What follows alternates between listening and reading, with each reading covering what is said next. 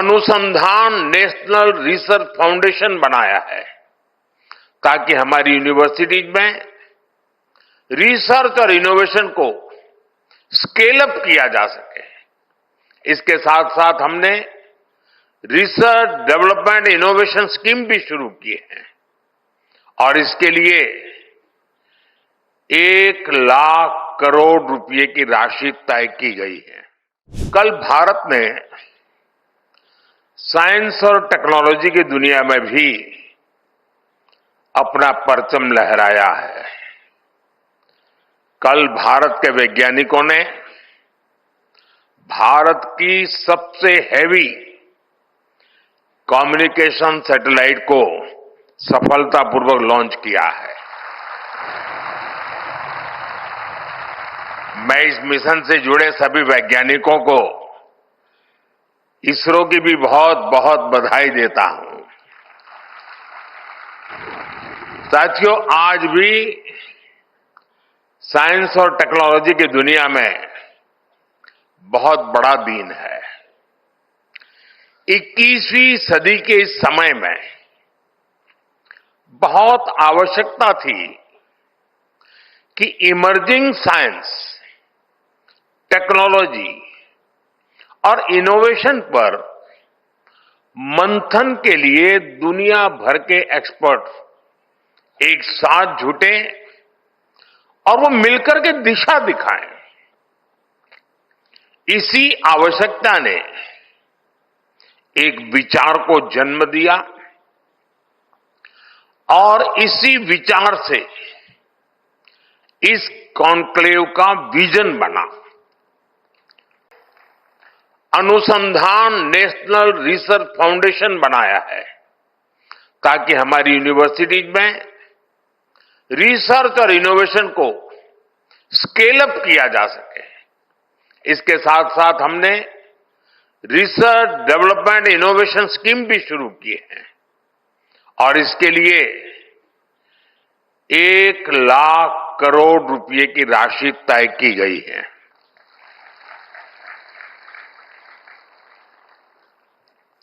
आपको लगता होगा 1,00,000 करोड़ मोदी के पास रहने वाला है, इसलिए ताली नहीं बजा रहे हो।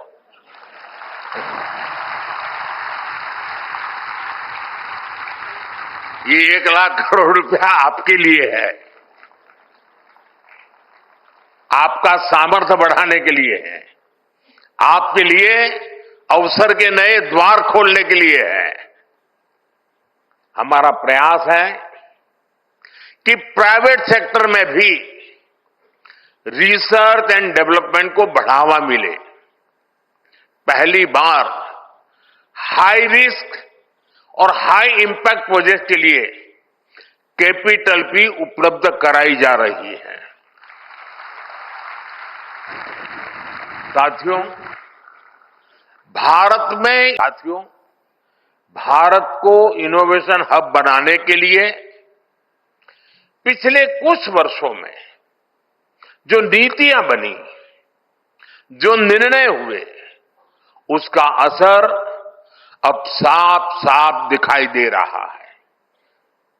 मैं आपके सामने बड़े संतोष के साथ कुछ आंकड़े रखना चाहता हूं। वैसे मैं स्वभाव से बहुत जल्दी संतोष मानने वाला व्यक्ति नहीं हूं, लेकिन ये संतोष मेरा बीते हुए कल के संदर्भ में है। आने वाले कल के संदर्भ में अभी मेरा संतोष तो बहुत बाकी है, हमें बहुत आगे जाना है। पिछले दशक में हमारा R&D एक्सपेंडिचर 2 गुना हुआ है। भारत में रजिस्टर किए गए पेटेंट्स की संख्या 17 गुना बढ़ी है। 17 टाइम्स का इंक्रीज। स्टार्टअप में भी भारत अब दुनिया का तीसरा सबसे बड़ा स्टार्टअप इकोसिस्टम बन गया है। हमारे 6,000 से अधिक डीप टेक स्टार्टअप्स आज क्लीन एनर्जी, एडवांस मटेरियल्स जैसे क्षेत्रों में काम कर रहे हैं। भारत का सेमीकंडक्टर सेक्टर भी अब उड़ान भर चुका है। बायो इकोनॉमी की बात करें तो 2014 में ये $10 बिलियन की थी। आज ये करीब $140 बिलियन तक पहुंच चुकी है। भारत अब टेक्नोलॉजी का कंज्यूमर नहीं, बल्कि टेक्नोलॉजी के लिए जरिए ट्रांसफॉर्मेशन का पायोनियर बन चुका है। कोविड के दौरान हमने रिकॉर्ड समय में स्वदेशी वैक्सीन विकसित की। हमने दुनिया का सबसे बड़ा वैक्सीनेशन प्रोग्राम चलाया। साथियों, इतने मेहनत स्केल पर पॉलिसीज और प्रोग्राम्स को सक्सेसफुली इंप्लीमेंट करना, ये कैसे पॉसिबल होता है? ये पॉसिबल हुआ क्योंकि आज दुनिया का सबसे पहला और सबसे सफल डिजिटल पब्लिक इंफ्रास्ट्रक्चर अगर किसी के पास है तो उस देश का नाम है हिंदुस्तान। जब भारत के स्पेस मिशंस की बात होती है तो उसमें इंडियन विमेन साइंटिस्ट की चर्चा बहुत ज्यादा होती है। पेटेंट फाइलिंग में भी भारत में महिलाओं द्वारा सालाना फील्ड पेटेंट्स की संख्या एक दशक पहले 100 से भी कम थी। अब ये सालाना 5000 से भी ज्यादा तक पहुंच गई है। स्टेम एजुकेशन में भी महिलाओं का शेयर करीब 43% है, जो कि ग्लोबल एवरेज से भी ज्यादा है। मैं दुनिया के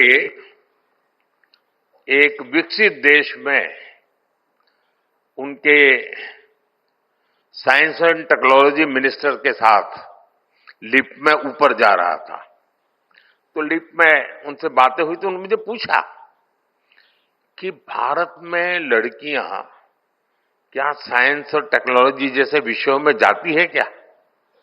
यानी ये उनके मन में बड़ा अजूबा था। जब मैंने इनको कहा कि मेरे देश में इतना नंबर होता है तो वो चौंक गए थे। ये भारत की बेटियों ने करके दिखाया है। और आज भी मैं यहां देख रहा हूं कितनी बड़ी तादाद में हमारी बेटियां हैं, बहनें हैं।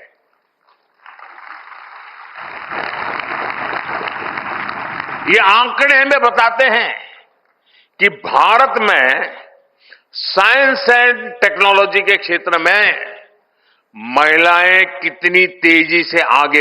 उदाहरण के लिए आर्टिफिशियल इंटेलिजेंस को ही देखिए।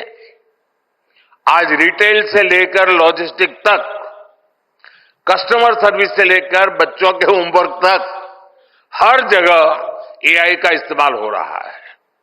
इसलिए हम भारत में भी एआई की शक्ति को समाज के हर वर्ग के लिए उपयोगी बना रहे हैं। इंडिया एआई मिशन में 10,000 करोड़ रुपए से अधिक का निवेश किया जा रहा है। साथियों, भारत आज एथिकल और ह्यूमन सेंट्रिक एआई के ग्लोबल फ्रेमवर्क को शेप दे रहा है।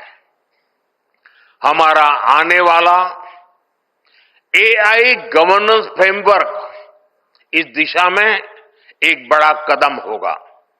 इसका मकसद है इनोवेशन और सेफ्टी को साथ साथ विकसित करना।